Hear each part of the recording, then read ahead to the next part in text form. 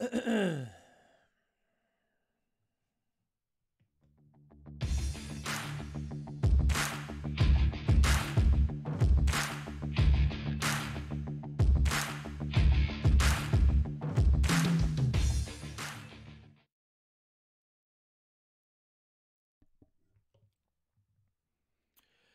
everybody, I'm Tony Yetch, your IP Interface Brief, and today is day 35 of the 100 Days of Labbing journey. And tonight I just did some small labs. I'm actually really tired tonight. I did some small labs. Again, I work my own topology, and I just kind of built on where I left it yesterday. So exactly where I left off yesterday, I picked it back up and just finished it out. And my configs went very smooth. I didn't have any issues. Granted, I'm not giving myself sort of CCIE scenarios. I'm still going for foundations and familiarity on the command line for some of these things. Anything that has tripped me up in the past, I try to just hammer it out till it becomes muscle memory. So I'm going to try and show my topology just like I did the other day. Let me put it here on the screen. And this is a topology of my own making. And again, I use this topology because it's very flexible. It's routers connected to switches, so it allows me to do routing labs, switching labs, and everything in between. So this sort of, once I built this lab, and I built a couple other common, I call them common topologies. I call this one the 6-shooter because it has 6 routers. Once I built them, it really made my labbing more efficient, especially for this journey, right? I'm cranking out labs every night. I'm doing vlogs every night. I'm participating in the community every night. I try to write blog posts, although that doesn't happen nearly as often as I'd like. So I didn't also want to have to make a brand new lab every night. So I use a single topology, and through this, I can make logical connections. I can make this topology look like anything I want. And so let me show you what I made this look like tonight. I'll go to a whiteboard. We'll go red. So I have the 6 routers. And anyhow, the physical topology is completely different than the logical topology. And when I was starting out in CCNA classes, that was something that was very hard for me to sort of extrapolate out of the labs from CCNA level stuff. Was the logical topology does not have to follow the physical topology. And it wasn't until I got into networking as a job, as a profession, once I went through my help desk days and got into networking, when I started actually building topologies all the time for production, for labs, for everything, and started realizing like all of the things that we can do that looks nothing like what it's physically how it's physically connected or cabled, and that's exactly what this is. And most of the CCIE labs and stuff that we do use this, use the idea that however it's physically connected really doesn't matter. It's how you can logically push packets in and out of a wire.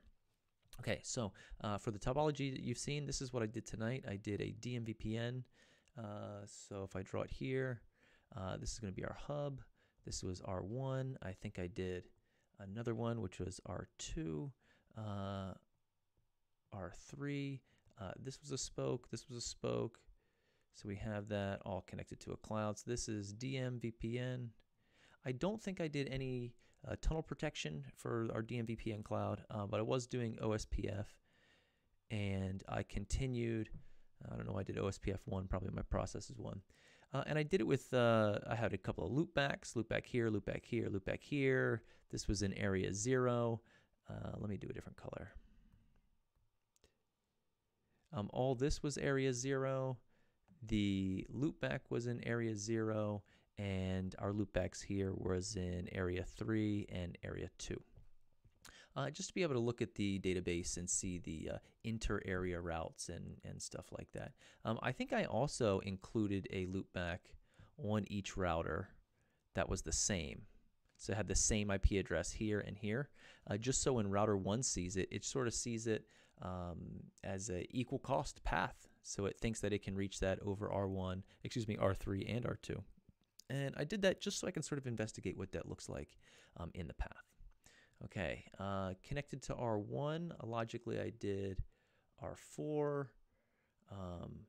R5, and R6. So between R1 and R4, I did a site-to-site tunnel with IPSEC, and I was using VTIs on each end, not crypto maps on the physical interfaces.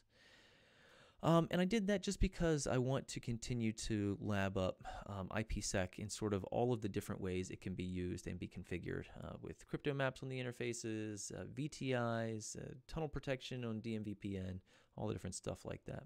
And then also I did throughout this link, and this link, I did LDP with authentication.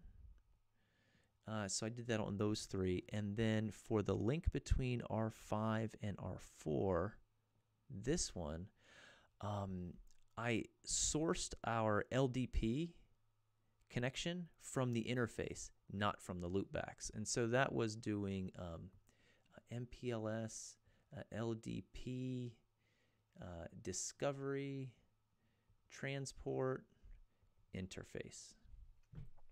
And you put that on this interface, and you put that on this interface. And what that does is when LDP reaches out and tries to find a neighbor, it'll actually use the source IP address of your interface, of your egress interface. Typically it doesn't. By default, LDP will use the router ID, and the router ID we set to the loopback value, which is why you have to have an IGP, and those loopbacks need to be reachable for LDP to see a neighbor. So that's what I did tonight. You know, pretty basic lab, but just focused on a couple of small technologies rather, just to get more familiar with the configurations, just to make sure I can bang them out. I just want to increase speed and increase familiarity on a couple of these items. As I prepare for my large lab, which I'm thinking about tackling some of the INE troubleshooting lab on this upcoming Sunday. I don't know how many tickets there are. I think there's like 10 tickets maybe to solve in the troubleshooting lab. I don't know if I'll get to all 10, but I'm hoping I can just knock out at least a few. I at least want to work through a few, and then I want to take some time to continue to learn. I don't know if you guys remember, but last week I took some time off from labbing. I was just, you know, we're all busy. You know, we're all grown-ups. We have families, and sometimes, you know, you have to take a break because you need to. And I took a break last week, and I'm still trying to play catch up. I'm still trying to get in the groove of things. We're very busy at work, and I'm very tired at night. So it's a struggle, man. It's a real struggle. For all the people out there who are considering getting your CCIE or working towards it, it's great. It is really rewarding. I'm so happy that I've learned so much. I definitely don't want to stop at any point, whether I get my CCIE or not. I just want to keep pushing forward and learning because there's so much to learn and it's a lot of fun. My point is if you're early in your life and early in your career, man, just focus on it and get it done, because once you're in a career and you're working full time and you have family full time, and you know, I made a comment a while ago that, you know, when you decide to go for your CCIE, the world doesn't stop for you.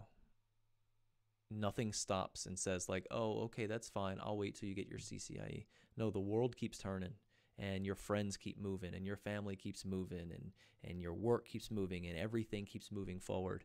And all you do is you come home and you study, and you come home and study and study and study and study and study. And where it feels like maybe how I feel is like my life is sort of on pause, but nobody else's life is on pause. Everyone else is moving forward. And it's tough at times. It really is tough. But if you have the opportunity, if you're a younger man or a younger woman, and you're thinking about CCIE, man, I say go for it. Go for it and give it everything you got. Find a little community. Join our community. Use the Discord link in the description below and join our community. And just reach out and find the motivation and get it done. Man, if I knew that I wanted to be a CCIE early on in my 20s, I would have already have had it. You know, I would have already have had it, but I got a late start to the game, and that's okay because I'm more mature now, and I'm ready to put in the work. I tell you what, in my early 20s, I probably wasn't ready to put in a commitment of this size. Now I am, and I have a lot more at stake. So it's really hard to balance. So anyhow, sorry, I'm rambling because I'm tired, and that's the way it is. So labs were successful tonight.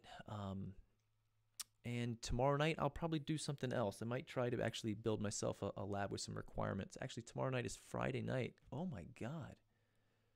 Tomorrow's Friday night, which means my big lab is coming up this weekend. I don't feel like I'm ready, but I guess we just got to execute and see what happens. That's about all I have for tonight. Again, thank everybody for the support. I really appreciate it. I got a lot of kind words about me sharing my journey, and I really appreciate everyone sharing their journey with me.